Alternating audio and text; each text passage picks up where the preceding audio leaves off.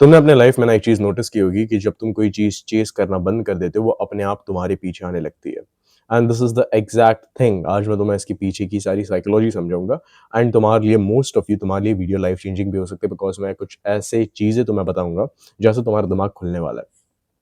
सो तुम्हें बचपन से ही है ना ये करके बड़ा किया है कि अथॉरिटीज की बात ब्लाइंडली फॉलो करो, खुद के दिमाग को यूज मत करो। हमेशा एक हर्ड ब्लाइंड फॉलोअर या एक मीडियोकर एवरेज आदमी की तरह, जो कि जॉब करता है, दूसरों से गालियां वगैरह खाता है, उसकी तरह बहुत सारे लोगों ने तुम्हें मोल्ड किया होगा।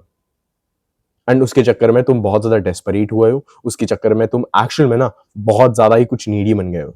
एंड जब जब तुम लाइफ में बहुत ज्यादा नीडी बन गए हो तब तुमने ये चीज हमेशा नोटिस करी है, जो कि है विच इज एक्चुअली वो चीज तुमसे दूर जाना।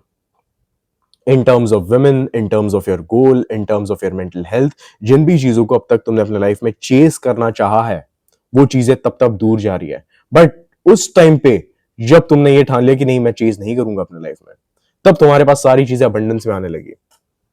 बिकॉज बॉलीवुड ने तुम्हें ये प्रोग्राम किया है कि एक लड़की के पीछे ही पागल हो जाओ, चाहे वो 10 बार मना कर दे फिर भी उस लड़की के पीछे पागल हो जाओ। तुम्हें तुम्हारे पेरेंट्स ने या तुम्हारे सराउंडिंग्स वालों ने ये बताया कि ब्लाइंडली अथॉरिटी को फॉलो करो चाहे वो कुछ भी बोले। एट द एंड अपना दिमाग यूज मत करो। एंड इसीलिए तुम इतने नीडी हो, इसलिए तुम इतने डेस्परेट बन चुके हो चीजों के लिए। बिकॉज इंस्टेड तुम्हारा माइंडसेट ऐसे प्रोग्राम करना कि नहीं मेरे को प्रोसेस पे फोकस करना है, तुम्हारा माइंडसेट ना बहुत ज्यादा गोल ओरिएंटेड बनाया गया, तुम्हारा माइंडसेट बहुत ज्यादा गोल ऑब्सेस्ड बनाया गया। एक चीज होती है which is called event and एक चीज होती है which is called goal. Event एक ऐसी चीज होती है जो तुम्हें गोल के पास लेके जाती है, and goal itself is a by product of an event. तुम्हें कहां पे फोकस करना सिखा हमेशा, तुम्हें हमेशा गोल पे फोकस करना सिखा कि नहीं यही है मेरा गोल, इसको ही मेरे को चेज करना है। तुम्हें प्रोसेस के बारे में किसी ने समझाया नहीं, तुम्हें इवेंट के बारे में किसी ने समझाया नहीं। इवेंट पे फोकस करो, गोल तुम्हारे पीछे झक मार के आ जाएगा। ये बात हमेशा ध्यान में रखो। प्रोसेस को समझना शुरू करो, प्रोसेस को फॉलो करना शुरू करो, गोल तुम्हारे पास झक मार के आ जाएगा। The thing is very very much simple. Most of you तुम प्रोग्राम हो गए हो, तुम्हें प्रोग्राम कर दिया गया है of being needy, of being desperate, and that is the number one thing which is killing you from inside, like literally killing you from inside. तुम्हारी मेंटल हेल्थ पॉइंट पे नहीं है, तुम में से बहुत सारे लोग एक स्टेबल रिलेशनशिप में भी नहीं हो, या स्टेबल रिलेशनशिप तो छोड़ो, ऐसा नहीं है कि भाई हर इंसान खुश होता है जो स्टेबल रिलेशनशिप में होता, नहीं, अकेला है, अकेले भी खुश रह सकते तुम लोग।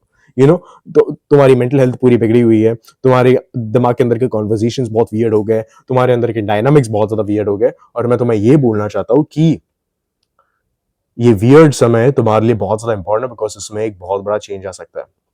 अब मैं तुम्हें बताऊंगा कि कैसे इस सारी चीजों से दूर आश्रम में जाए, कैसे तुम वैलिडेशन बाहर से सीख ना करके खुद के अंदर एक ऐसा वैलिडेशन का सिस्टम बैठाओ। देखो, मैं ना तुम्हें एक स्टोरी के थ्रू समझाऊंगा जो मेरे साथ इन रियल लाइफ हुई है। स्टोरी है मेरी 8th स्टैंडर्ड की। मेरे को बीट बॉक्सिंग का बहुत गंदा वाला शौक पड़ा था। एक्चुअली मैं 7th स्टैंडर्ड से ही पढ़ा था, और मैं 8th स्टैंडर्ड में आते आते मैंने बीट बॉक्सिंग बहुत हद तक सीख ली थी। And at that particular time मेरी जो क्लास टीचर थी उस टाइम पे, वो मेरे को बहुत ज्यादा हेट करती थी, बिकॉज मैं एक ऐसा बंदा था जो कि कभी भी फ्लो स्टेट में आके कभी भी क्लास के बीच में बीट बॉक्सिंग करता था। एंड मैं फ्री पीरियड बोलो या फिर मैं हम लेक्चर सिखा रहे, मैं पीछे बैठ के हमेशा बीट बॉक्सिंग करता। मैं या तो मिडिल बेंचर होता था या तो पूरा पीछे बैठता था। मेरा हमेशा ही है, अभी मैं कॉलेज में हूँ, पीछे बैठा हूँ सबसे। अभी सर आएंगे तभी भी पीछे बैठा रहूंगा, मेरा वो एक सीन है। But the thing with that is ma'am used to actually hate, she used to get irritated by my beatboxing, but I still didn't care. I still didn't care. मैं इतने अपने गंदे वाले फ्लू स्टेट में था। I still didn't care. I still didn't care about what she was telling. यहाँ तक वो ये भी बोल के गई थी कि भाई अगर मॉनिटर्स को, क्लासरूम में मॉनिटर्स वगैरह होता है, तो वो मॉनिटर्स को ये बोल के गई थी कि अगर ये बंदे ने बीट बॉक्सिंग की तो फिर मेरे को आके बता दो, मैं इसको आके पनिश कर दूंगी। And regardless of whatever she did and all that kind of stuff, I just continued my beatboxing. मैंने जब अपनी बीटबॉक्सिंग कंटिन्यू की, एंड देन एक ऐसा दिन आया जहां पे मेरे को एक्चुअल में परफॉर्म करने मिला, जहां पे मेरे को एक्चुअल में एक चांस मिला, जहां पे मैं अपनी स्किल्स को शोकेस कर सकूं, बिकॉज वहां पे और 2-3 बीट बॉक्सर्स भी थे। एंड उस टाइम पे मैंने स्टेज को मचा दिया, लाइक लिटरल वाला मचा दिया। लाइक सामने वाले रोज में सारे जो लड़के थे लड़कियां थे सारे पागल हो गए थे। लाइक सामने वाला रो मतलब एक ही रो था, बिकॉज ऑब्वियसली हम 8th स्टैंडर्ड के स्टूडेंट्स ही स्टेज पे थे, लाइक बाहर थे, हमें परफॉर्म वगैरह हम कर रहे थे वहां पे बैठ के। सो लोग लिटरली पागल हो गए थे। And then what happened actually is, वो मैम ने मेरे को स्टेज से नीचे बुलाया बीट बॉक्सिंग होने के बाद, और सारी टीचर्स से मिला रही थी मेरे को कि ये देखो ये मेरा स्टूडेंट है जिसने अभी परफॉर्म किया। जस्ट इमेजिन अगर मैं उतना ज्यादा ही डेस्परेटली, उतना ज्यादा ही नीडीनेस से वो चीजें बंद कर देता, या मैं मैम का वैलिडेशन सीख करने में इतना ज्यादा नीडी और डेस्परेट होता बेसिकली, तो क्या मेरे को एक दिन देखने मिलता? क्या मेरे को मेरी तारीफ सुनने मिलती? या तारीफ भी छोड़ो, क्या मैं एक्चुअल में उतना ज्यादा फेमस होता अपने स्कूल में?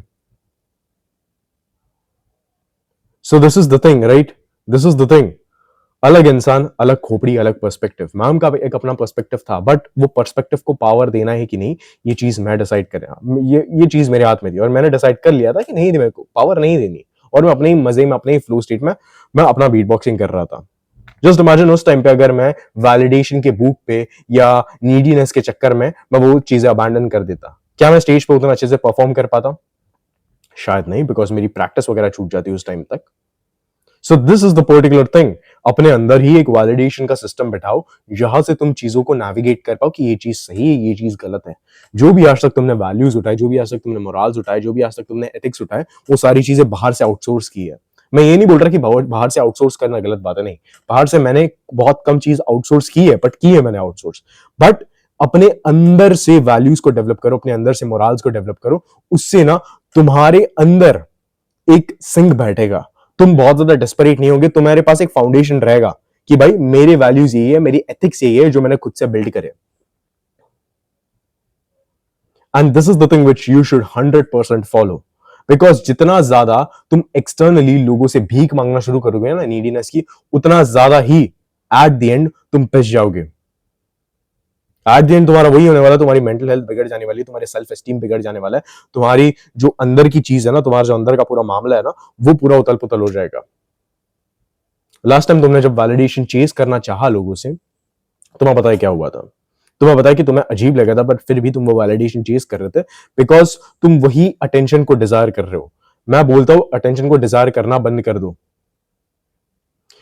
अटेंशन को डिजायर करना बंद कर दो, एक्सटर्नल अटेंशन को। तुम देखोगे ऐसे तुम अपने लाइफ के कंट्रोल में हो जाओगे।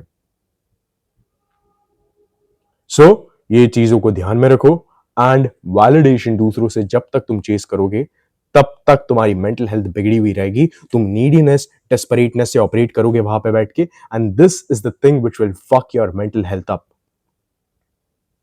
I am talking in terms of dating, I am talking in terms of approaching your life, तुम्हारे गोल्स, तुम्हारे करियर, जो भी सारी चीज बनानी है, do it with absolute detachment. I know मैं बहुत बड़ी बात कह रहा हूं, तुम में से बहुत सारे लोगों को समझ में नहीं आया होगा मोस्टली, बट प्रोसेस पे ध्यान दो, गोल पे नहीं। प्रोसेस पे ट्यून इन रहो, गोल पे नहीं। इस प्रोसेस को अपनी प्रायोरिटी बनाओ, गोल झक मार के तुम्हारे पीछे आ जाएगा। सो गुड बाय एंड जय हिंद।